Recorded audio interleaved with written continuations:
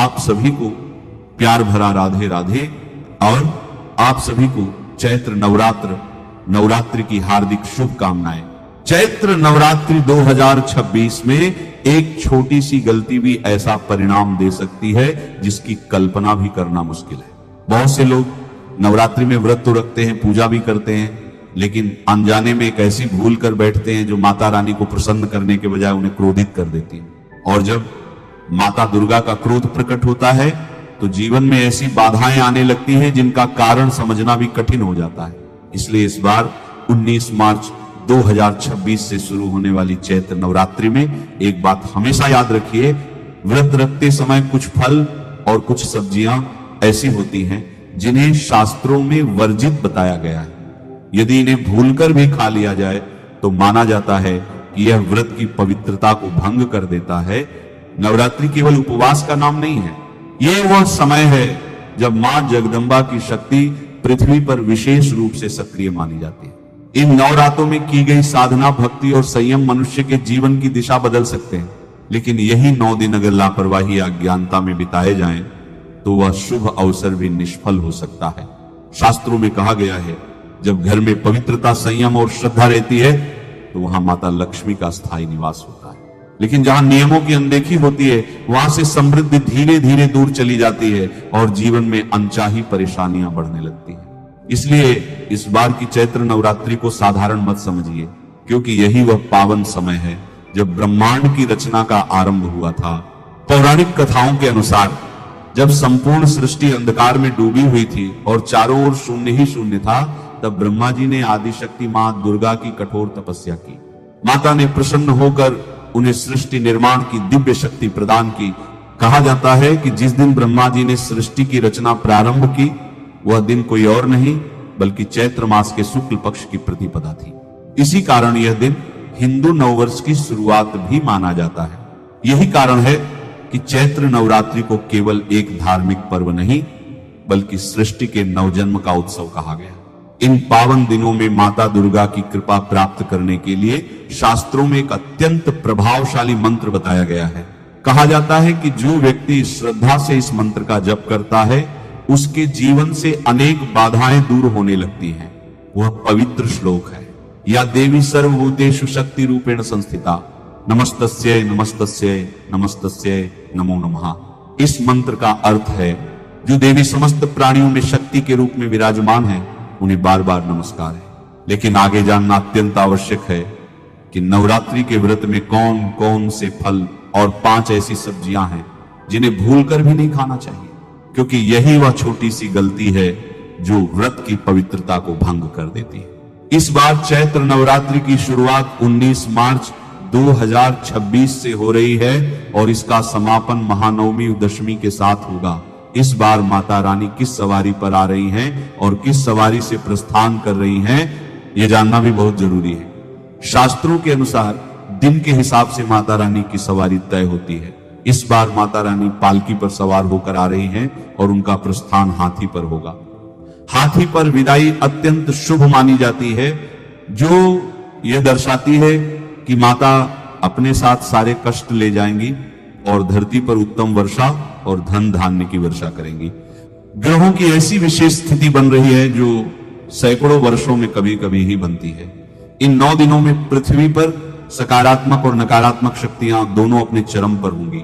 ऐसे में मनुष्य का हर कर्म, हर विचार और हर निवाला कई गुना प्रभाव डालता है। ये मत सोचिए कि केवल कलश स्थापना कर देने या मंदिर जाकर ज्योत जला देने से सब कुछ ठीक हो जाएगा। पूजा भी फल देती है।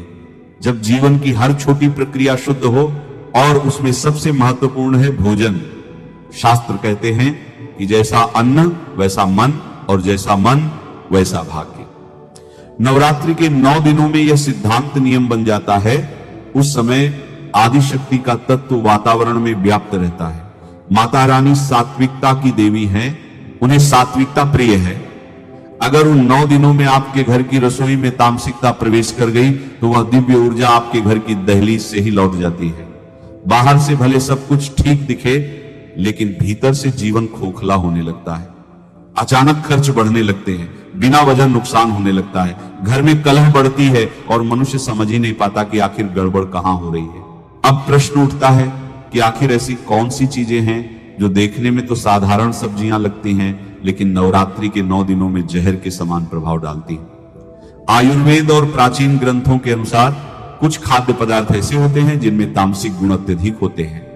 ये पदार्थ मन में आलस्य, क्रोध, वासना और नकारात्मकता बढ़ाते हैं। नवरात्रि के दौरान इनका सेवन करना ऐसा ही है जैसे आप स्वयं अपने हाथों से अपने भाग्य के दीपक को बुझा दें।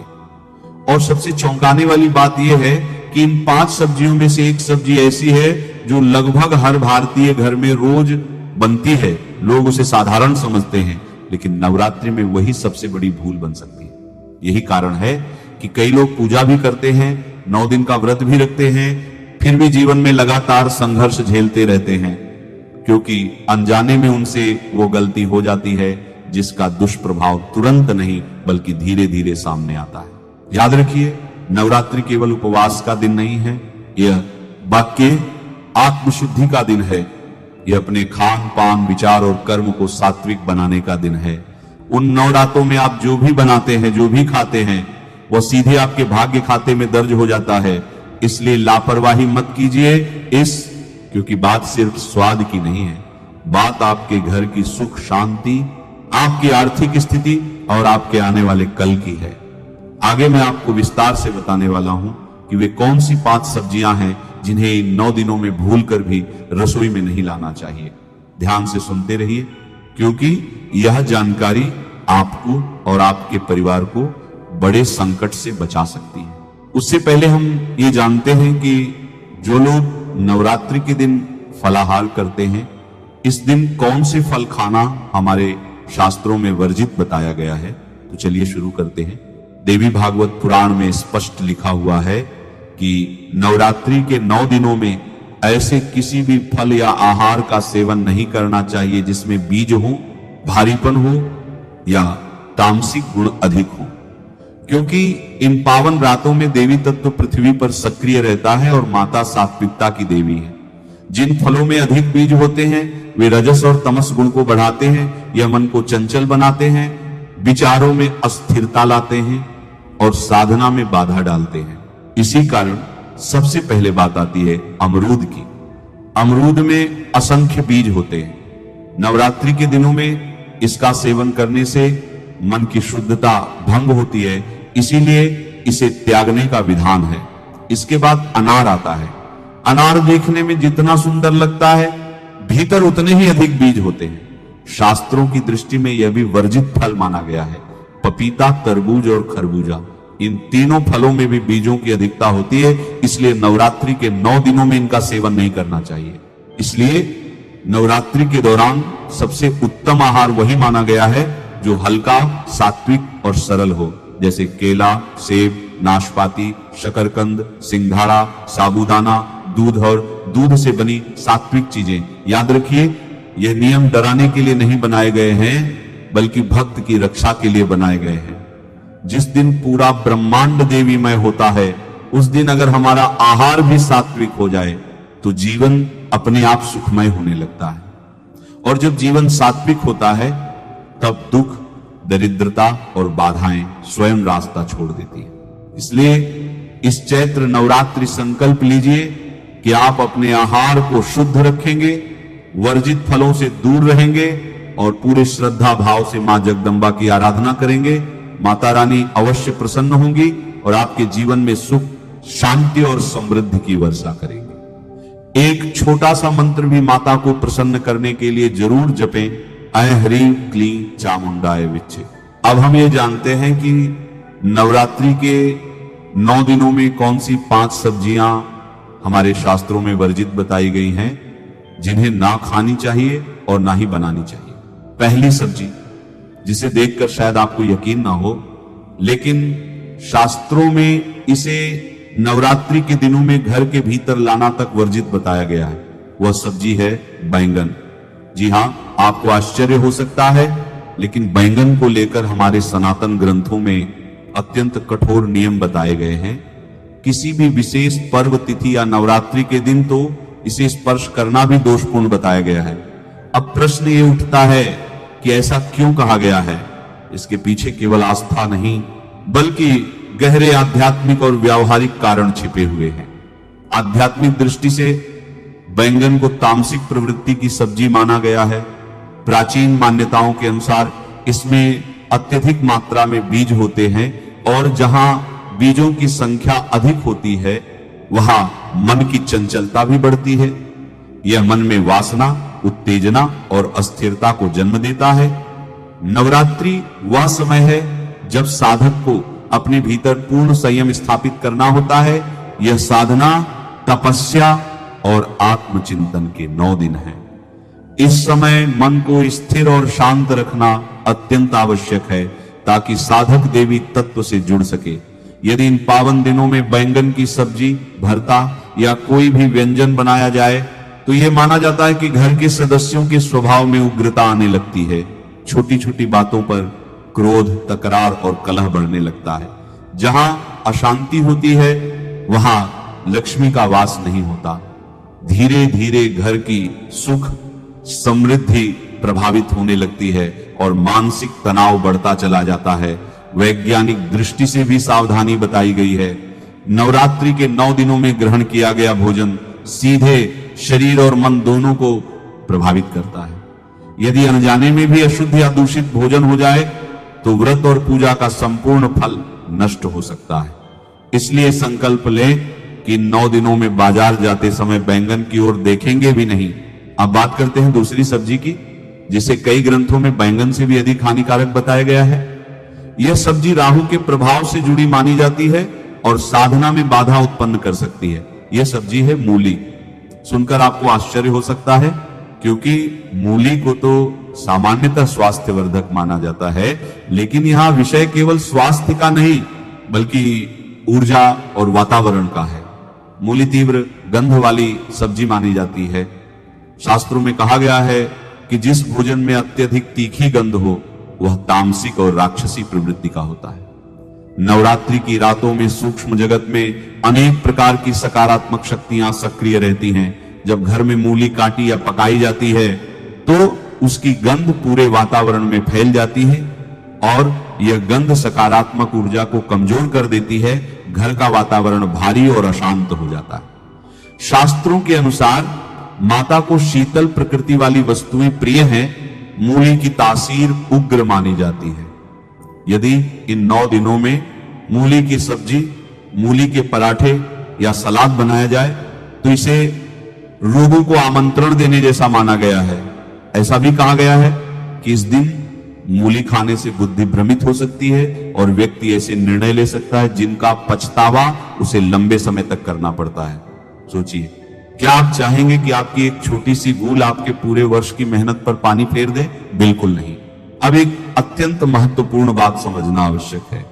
बहुत से लोग यह मानते हैं कि हम व्रत नहीं रख रहे हैं इसलिए इन नियमों की आवश्यकता नहीं है। यह सोच पूरी तरह गलत है। चैत्र नवरात्रि का प्रभाव केवल व्रतधारी व्यक्ति तक सीमित नहीं होता बल्कि पूरे घर और पूरे वातावरण पर होता है। यदि इन 9 दिनों में आपके घर में रसोई चल रही है तो नियमों का पालन पूरे परिवार के लिए आवश्यक हो जाता है। घर का एक भी सदस्य नियम तोड़ दे तो उसका प्रभाव पूरे परिवार पर पड़ता है। अब आते हैं तीसरी और चौथी सबसे महत्वपूर्ण वस्तु पर, जिसके बिना बहुत से लोगों को भोजन अधूरा लगता है। लेकिन नवरात्रि के 9 दिनों में यही वस्तुएं दरिद्रता का कारण बन सकती हैं। वह है प्याज और लहसुन। अधिकतर लोग जानते हैं कि व्रत में प्याज लहसुन नहीं खाया जाता, लेकिन बहुत कम लोग ये जानते हैं कि शास्त्रों में नवरात्रि के दिन इनका घर में होना भी अशुभ माना गया है। प्याज और लहसुन की उत्पत्ति को लेकर कई कथाएं प्रचलित हैं। कहा जाता है कि असुरों के रक्त से प्याज और लहसुन की उत्पत्ति हुई, इसी कारण इनमें औषधीय गुण होने के बावजूद इनका स्वभाव तामसिक माना गया है। नवरात्रि के 9 दिनों में मनुष्य का शरीर ब्रह्मांडीय ऊर्जा को ग्रहण करने वाला केंद्र बन जाता है। इस समय तामसिक भोजन करने से शरीर में आलस्य, अज्ञान और क्रोध बढ़ता है। यदि इन दिनों किसी भी सब्जी, पनीर या दाल में प्याज लहसुन का तड़का लगाया गया तो यह माना जाता है कि व्यक्ति माता की कृपा से वंचित हो सकता है। उसकी साधना का पूर्ण फल नहीं मिल पाता और जीवन में अनावश्यक बाधाएं आने लगती हैं। लेकिन सावधानी केवल यहीं तक सीमित नहीं है। एक और पांचवी वस्तु है जिसे लोग अक्सर सब्जी या दाल की तरह पकाते हैं, वह है मसूर की दाल। कई ग्रंथों में मसूर की दाल को अत्यंत तामसिक बताया गया है, इसलिए नवरात्रि के 9 दिनों में मसूर की दाल बनाना या खाना अत्यंत अशुभ और पापकारी माना गया है। अब प्रश्न ये उठता है कि आखिर इन 9 दिनों में खाया क्या जाए। शास्त्रों के अनुसार इस समय सात्विक, हल्का और शुद्ध भोजन सर्वोत्तम माना गया है, जैसे कुट्टू का आटा, सिंघाड़े का आटा, साबूदाना, आलू, शकरकंद, फल, दूध, दही, घी, पनीर, नारियल और सूखे मेवे। ये सभी पदार्थ शरीर को हल्का रखते हैं, मन को शांत करते हैं और साधना में सहायक होते हैं। यदि आप श्रद्धा और विश्वास के साथ इन नियमों का पालन करते हैं तो माता रानी की विशेष कृपा आप पर अवश्य होती है। आपके जीवन से नकारात्मकता दूर होती है, घर में सुख शांति बढ़ती है और आर्थिक समस्याएं धीरे धीरे समाप्त होने लगती हैं।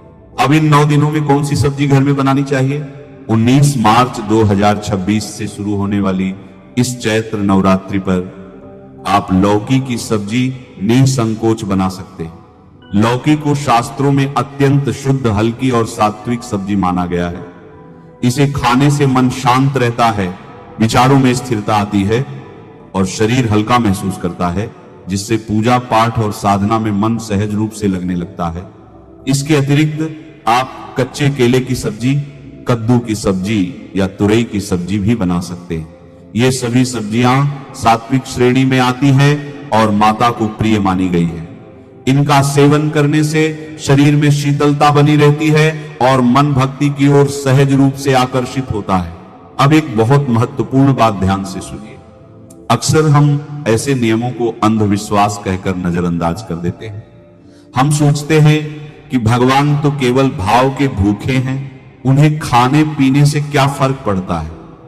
यह बात आंशिक रूप से सही है कि भगवान भाव देखते हैं, लेकिन यह भी उतना ही सत्य है कि जैसा अन्न वैसा मन। यदि आपका भोजन ही अशुद्ध होगा तो आपका मन शुद्ध कैसे रह पाएगा, और जब मन ही अशुद्ध होगा तो उस मन से की गई पूजा का फल कैसे प्राप्त होगा।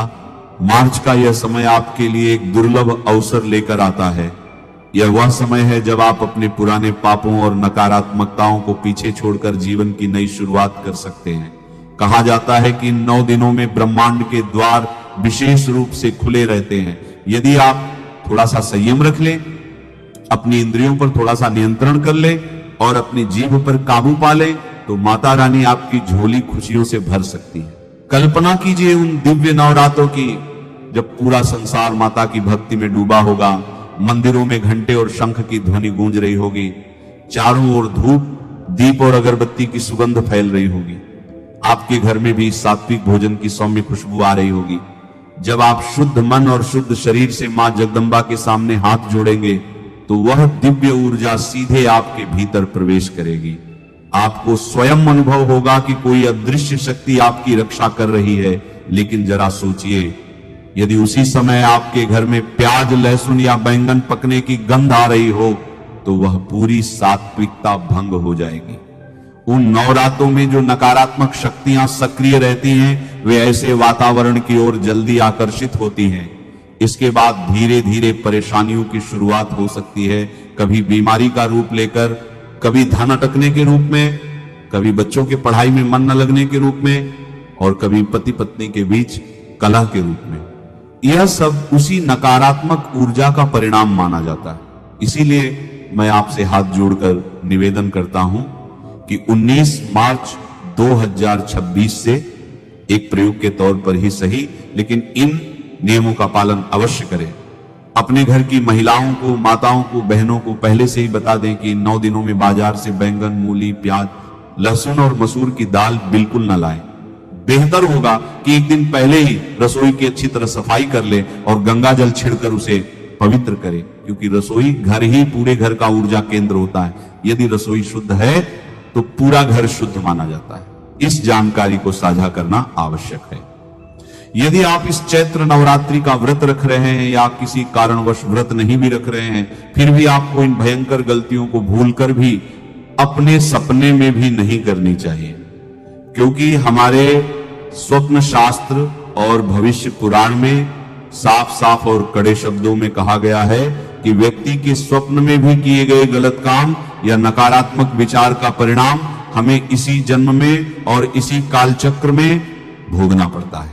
इस बार कई वर्षों बाद ग्रहों और नक्षत्रों के गोचर से ऐसे दुर्लभ शुभ योगों का निर्माण हो रहा है जिससे आपको अपने जीवन में 100% अपार धन की प्राप्ति होगी और मां लक्ष्मी और मां दुर्गा की विशेष कृपा आपको प्राप्त होगी। साथ ही इन भयंकर गलतियों के कारण आपको 7 जन्मों तक निर्धन न रहना पड़े और आप इस जन्म में भौतिक सुखों, ऐश्वर्य और पारिवारिक शांति से कभी वंचित न रह पाए। भविष्य पुराण में स्पष्ट रूप से लिखा हुआ है कि जो भी व्यक्ति कलयुग में निस्वार्थ भाव से दूसरों की मदद करेगा या ज्ञान का प्रकाश फैलाएगा, उसे कभी भी पुत्रहीन, धनहीन या सम्मानहीन नहीं रहना पड़ेगा। कहा गया है कि नेकी कभी व्यर्थ नहीं जाती। माता रानी सबके कर्मों का पूरा लेखा जोखा रखती है। सबसे पहली और सबसे बड़ी गलती जो अक्सर लोग घट स्थापना या कलश स्थापना से पहले और उसके दौरान अनजाने में कर बैठते हैं, वह है घर की साफ सफाई और दिशा का सही ज्ञान न होना। हमारे वास्तु शास्त्र और प्राचीन धर्म ग्रंथों के अनुसार कलश स्थापना से पहले घर का कोना कोना पूरी तरह से शुद्ध, पवित्र और साफ होना चाहिए। यदि आपके घर के कोनों में जाले लगे हैं, धूल मिट्टी जमा है, कबाड़ रखा है या किसी भी प्रकार की अशुद्धता है और आप उसी मलिन अवस्था में घट स्थापना कर देते हैं, तो यकीन मानिए वहां माता रानी कभी भी अपना वास नहीं करती। इसके साथ ही घट स्थापना हमेशा घर के ईशान कोण यानी उत्तर पूर्व दिशा में ही करनी चाहिए, क्योंकि यह दिशा सभी देवी देवताओं और ईश्वरीय शक्तियों की दिशा मानी जाती है। कभी भी गलत दिशा में, विशेषकर दक्षिण दिशा में कलश न रखें। ऐसा करने से पूजा का पूरा फल उसी क्षण नष्ट हो जाता है और घर में भयंकर वास्तु दोष और नकारात्मकता उत्पन्न हो जाती है। इसके अलावा कलश स्थापना में इस्तेमाल होने वाली मिट्टी अत्यंत शुद्ध और पवित्र होनी चाहिए। किसी गंदे स्थान, चौराहे, कूड़ेदान या नाले के पास से लाई गई मिट्टी या शुद्ध जल का प्रयोग स्वप्न में भी न करें। हमेशा गंगा जल, मिश्रित शुद्ध जल और किसी मंदिर या पवित्र स्थान की साफ मिट्टी का ही उपयोग करें। सबसे बड़ी और ध्यान देने योग्य बात यह है कि यदि आपने अपने घर में माता की चौकी लगाई है, विधिवत कलश और घट स्थापना की है या माता के समक्ष अखंड ज्योति प्रज्वलित की है, तो इन 9 दिनों तक अपने घर को भूलकर भी अकेला या खाली न छोड़ें। घर में किसी न किसी सदस्य का रुकना अत्यंत आवश्यक है। माता रानी का आवाहन करके उन्हें अपने घर बुलाकर घर को ताला लगाकर बाहर चले जाना माता रानी का घोर और अक्षम्य अपमान माना गया है, जिससे घर में भयंकर अशांति, क्लेश, दुर्घटनाओं और दरिद्रता का हमेशा के लिए वास हो जाता है। माता उसी घर में ठहरती हैं जहां उनका निरंतर गुणगान और सेवा होती है। दैनिक पूजा और संध्या आरती के दौरान भी कई भयंकर गलतियां लोग अनजाने में कर बैठते हैं, जिन्हें चैत्र नवरात्रि के पावन दिनों में भूलकर भी नहीं करना चाहिए। अक्सर देखा गया है कि घर की महिलाएं सुबह की जल्दबाजी में या अज्ञानतावश अपने बाल खोलकर माता की पूजा करने बैठ जाती हैं या आरती करने लगती हैं। हमारे शास्त्रों में इसे बहुत बड़ा दोष और भयंकर अपशकुन माना गया है। खुले बाल नकारात्मक ऊर्जा को बहुत तेजी से आकर्षित करते हैं और बाल खोलकर की गई कोई भी पूजा पाठ या आरती माता रानी कभी स्वीकार नहीं करती। इसलिए हमेशा अपने बालों को अच्छे से बांधकर और सिर पर पल्लू, चुनरी या साफ कपड़ा रखकर ही मां भवानी की आराधना करें। इसके साथ ही पूजा के दौरान काले, नीले या भूरे रंग के कपड़े पहनना सर्वथा वर्जित माना गया है, क्योंकि काला और नीला रंग नकारात्मकता, शोक, आलस्य और अशुभता का प्रतीक माना जाता है। मां दुर्गा की पूजा में हमेशा लाल, पीले, हरे, संतरी या गुलाबी रंग के शुद्ध और धुले हुए वस्त्र ही धारण करने चाहिए। लाल रंग माता को सर्वाधिक प्रिय है क्योंकि यह शक्ति, ऊर्जा और सुहाग का प्रतीक है। सबसे महत्वपूर्ण बात यह है कि माता रानी को भूलकर भी तुलसी दल या तुलसी के पत्ते अर्पित न करें। भगवान श्री लक्ष्मी नारायण जी को तुलसी अत्यंत प्रिय है और उनकी पूजा बिना तुलसी के पूरी तरह अधूरी है। लेकिन मां दुर्गा और भगवान गणेश जी की पूजा में तुलसी का प्रयोग शास्त्रों के सख्त विरुद्ध माना गया है। माता रानी को हमेशा लाल गुड़हल, लाल गुलाब, अपराजिता या कमल के फूल ही अर्पित करने चाहिए। साथ ही बासी फूल जो एक दिन पहले तोड़े गए हों या जमीन पर गिर गए हों या एक दिन पहले का रखा हुआ बासी जल पूजा में इस्तेमाल करना घोर पाप की श्रेणी में आता है। हमेशा ताजे जल और ताजे सुगंधित पुष्पों का ही माता को भोग लगाएं। अष्टमी और नवमी के विशेष दिनों में होने वाली गलतियां आपकी पूरे 9 दिन की कठिन तपस्या और व्रत के फल को पल भर में राख कर सकती है। इन दिनों कन्या पूजन का हमारे शास्त्रों में विशेष और अनिवार्य विधान बताया गया है और बिना कन्या पूजन के नवरात्रि का व्रत पूर्ण ही नहीं माना जाता। कई लोग अज्ञानतावश कन्याओं को भोजन कराते समय भेदभाव करते हैं, अमीर गरीब देखते हैं या उन्हें झूठा, बासी और बिना मन के भोजन परोस देते हैं। कन्याओं को हमेशा ताजा, शुद्ध, सात्विक और पूरी श्रद्धा वो प्रेम के साथ बनाया गया भोजन ही कराना चाहिए। कन्या पूजन के दौरान किसी भी कन्या पर क्रोधित होना, उन्हें डांटना, मारना या झिड़कना घोर पाप है। यह साक्षात माता भवानी का तिरस्कार है। कन्याओं को घर से खाली हाथ कभी विदा न करें, बल्कि अपनी सामर्थ्य और श्रद्धा के अनुसार उन्हें लाल चुनरी, फल, श्रृंगार की सामग्री, पढ़ाई लिखाई का सामान और कुछ दक्षिणा देकर ही विदा करें। जब कन्याएं घर से जाएं तो उनके चरण स्पर्श करके पूरे परिवार को उनका आशीर्वाद जरूर लेना चाहिए। जो लोग इन दिनों अपने घर में हवन या चंडी पाठ करते हैं, उन्हें आहुति देते समय बहुत सावधानी बरतनी चाहिए। हवन कुंड के बाहर आहुति का गिरना या अशुद्ध, पुरानी और कीड़े लगी सामग्री से हवन करना पूजा को पूरी तरह निष्फल कर देता है। हवन कुंड में हमेशा शुद्ध गाय का घी, तिल, जौ, गुग्गुल और ताजी सामग्री ही प्रयोग करें। नवरात्रि व्रत का पारण हमेशा सात्विक भोजन के साथ माता को भोग लगाने के बाद ही करना चाहिए। माता को हमेशा सात्विक और शुद्ध गाय के घी से बनी चीजों का ही भोग लगाना चाहिए। सबसे पहले माता को मीठे पान का भोग अवश्य लगाना चाहिए, जिसमें एक साबुत और साफ पान के पत्ते में शुद्ध गुलकंद, मीठी सौंफ, थोड़ी सी मिश्री, एक लौंग का साबुत जोड़ा और एक छोटी इलायची रखकर उसका सुंदर सा बीड़ा बनाएं और माता के श्री चरणों में अर्पित करें। पान का भोग लगाने से घर में सुख, समृद्धि, पति पत्नी में प्रेम और समाज में आकर्षण व मान सम्मान बढ़ता है। माता रानी को लौंग और बताशे का भोग सबसे ज्यादा प्रिय है, जिसमें लौंग हमेशा फूल वाली होनी चाहिए। अष्टमी और नवमी के दिन माता को सूजी के हलवे, शुद्ध आटे की पूरी और काले चने का भोग लगाना सर्वोत्तम माना गया है। काले चने का भोग लगाने से शनिदेव और राहु केतु के सारे भयंकर दोष शांत हो जाते हैं और हलवा, पूरी का भोग माता को शीतलता और असीम प्रसन्नता प्रदान करता है। यदि आप भी इस अत्यंत पवित्र एवं पावन चैत्र नवरात्रि की तिथियों पर अपने जीवन में मां दुर्गा, मां लक्ष्मी और भगवान श्री लक्ष्मी नारायण जी की असीम और स्थायी कृपा प्राप्त करना चाहते हैं तो शिव महापुराण, प्राचीन तंत्र शास्त्र और आयुर्वेद से कुछ अचूक, गुप्त और बेहद चमत्कारी उपाय ढूंढ कर लाए गए हैं। पहला महा उपाय उन लोगों के लिए है जिनके घर परिवार में पैसों में बिल्कुल बरकत नहीं होती, आमदनी से ज्यादा खर्चे होते हैं और लोन भरने के बाद हाथ में 1 रुपया नहीं बचता।